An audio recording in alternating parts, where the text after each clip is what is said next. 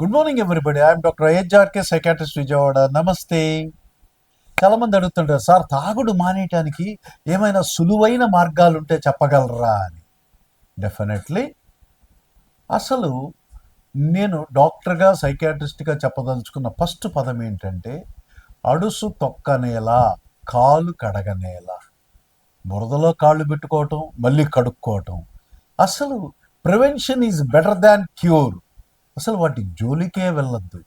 మత్తు పదార్థాలు, మత్తు పానీయాలు, narcotic drugs, non narcotic drugs, ఏదైతే ఎడిక్ట్ అవుతామో మనిషి డిపెండెన్సీ వస్తుందో వాటి జోలికి వెళ్లకుండా ఉండటం అన్ని విధాలా ఉత్తమం. అయితే తెలుసో తెలియకో యుక్త వయసులో తాగుడు, అప్పుడప్పుడు సోషల్ డ్రింకర్గా సొసైటీలో అప్పుడప్పుడు తాగుతాం సార్, నష్టమేనా?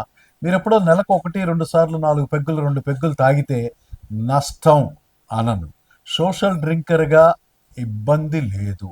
కానీ రోజువారీగా అదే పనిగా తాగుడికి ఎడిక్ట్ అయిపోయి మద్యపానానికి తాగుబోతుగా మారిపోతే అది మీకు అనేక రకాల నష్టాలు సమకూరుస్తుంది. ఆర్థికంగా నష్టపోతారు, సామాజికంగా నష్టపోతారు, ఉద్యోగంలో నష్టపోతారు, జీవితంలో, దాంపత్యంలో, కుటుంబ జీవితంలో నష్టపోతారు, ఆర్థికంగా పతనం అవుతారు, మానసిక శారీరక అనారోగ్యాలు చుట్టుముట్టి ఆఖరికి మరణానికి చేరువై చనిపోవటం జరుగుతుంది.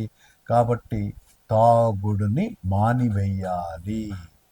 సో తాగుడు కొద్దిగా పెరుగుతుందనంగానే మీరు మీ యొక్క సెల్ఫ్ కంట్రోల్, సెల్ఫ్ అనాలిసిస్, మీకు పాజిటివ్గా మీకు మీరు కౌన్సిల్ చేసుకొని, సైకో అనాలిసిస్ ద్వారా కౌన్సిల్ చేసుకొని దానికి బానిస అవ్వకుండా మీరు మీ మనసుని పని మీద లగ్నం చేయండి.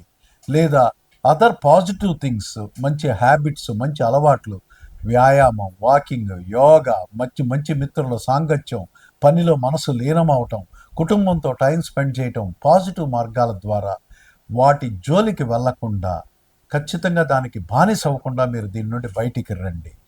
పూర్తిగా ఎడిక్ట్ అయ్యాం, దీనికి మేము ఎంత మానాలనుకున్నా మా విల్ పవర్ చాలట్లేదు, మానేయంగానే విత్డ్రాయల్ సిమ్టమ్స్తో, క్రేవింగ్తో అల్లాడిపోయి మేము మళ్ళీ మళ్ళీ తాగుతున్నాం, వాళ్ళకి ఖచ్చితంగా డీ అడిక్షన్ థెరపీ, మానసిక వైద్యుడి పర్యవేక్షణలో డీ అడిక్షన్ థెరపీ అన్ని విధాల ఉత్తమం. తాగుడు మానివేయాలి, తాగుడు జోలికి వెళ్ళొద్దు.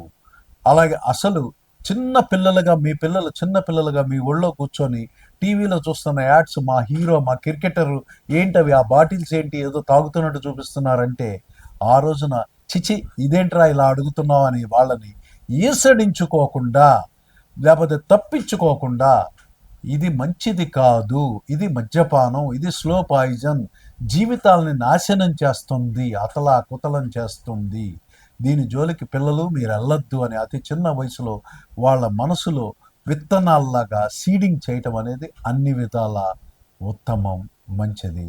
మీ డాక్టర్ ఐహెచ్ఆర్కే సైకాట్రిస్ట్, విజయవాడ. నమస్తే.